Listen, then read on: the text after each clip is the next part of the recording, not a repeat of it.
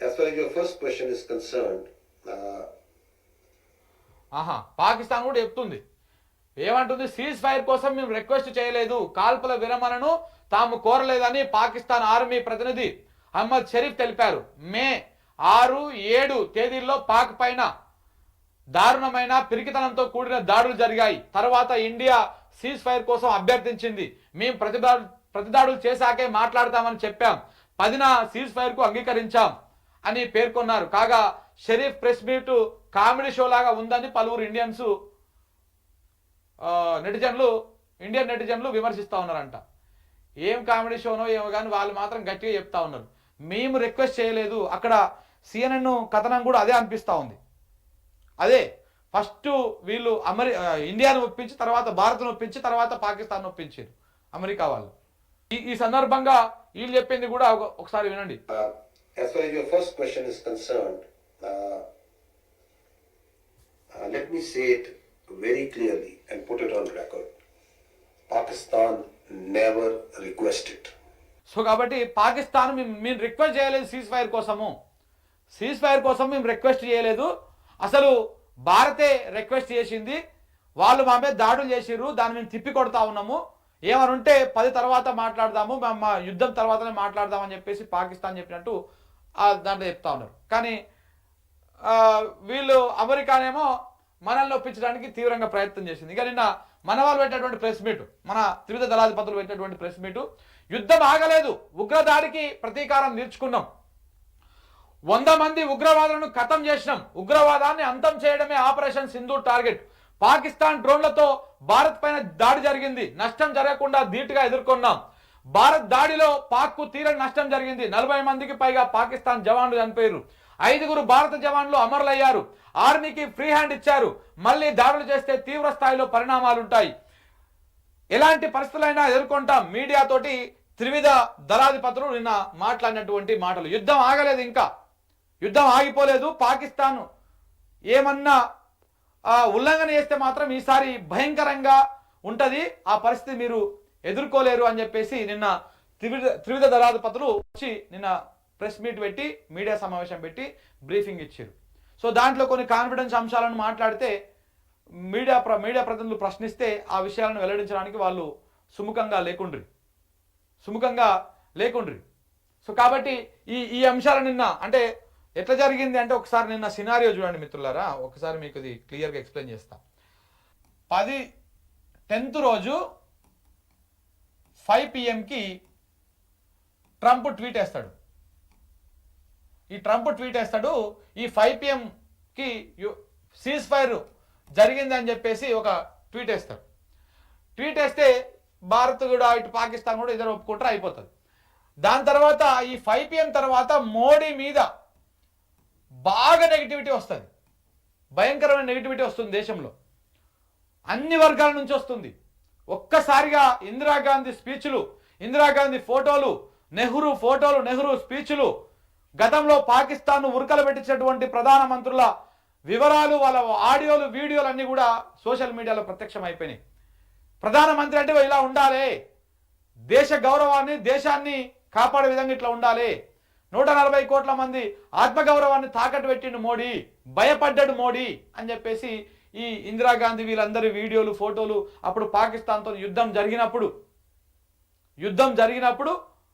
ఆ యుద్ధానికి సంబంధించినటువంటి విజయగాథలు మొత్తం కూడా సోషల్ మీడియాలో వచ్చేసినాయి.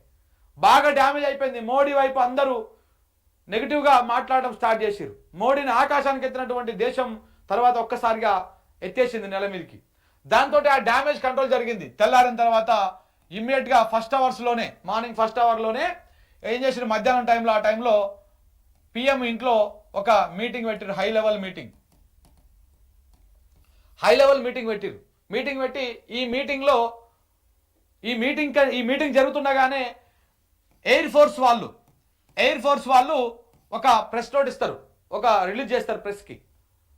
ఆపరేషన్ కగార్ ఇంకా ముగిసిపోలేదు, మాకు ఇచ్చినటువంటి టాస్క్ మాత్రమే పూర్తి చేసినాం, మేము మాకు ఆ ఆపరేషన్లో ఎంతవరకు మాకు టాస్క్ ఇచ్చారో అది మాత్రమే పూర్తి చేసినాము, ఇంకా పూర్తి స్థాయిలో ఆపరేషన్ సింధూర్ ఇంకా ముగిసిపోలేదు అని చెప్పేసి వాళ్ళు ఒక స్టేట్మెంట్ ఇస్తారు. అది ముగిసిపోలేదని చెప్పేసి అంటే కొంత డ్యామేజ్ కంట్రోల్ చేయడం కోసం పాకిస్తాన్ మీద మేము ఇంకా యుద్ధం చేస్తామని చెప్పడం కోసం అసలు బయటికి రావడం పీఓకేను అప్పచెప్పడం తప్ప ఇంకొక ఆప్షనే లేదు మాకు మేము దేనికి ఒప్పుకోము అని చెప్పేసి ఇట్లాంటి స్టేట్మెంట్లు అన్ని రావడం డ్యామేజ్ కంట్రోల్లో భాగంగా జరిగినాయి అనేది వస్తున్నటువంటి వాదనలు.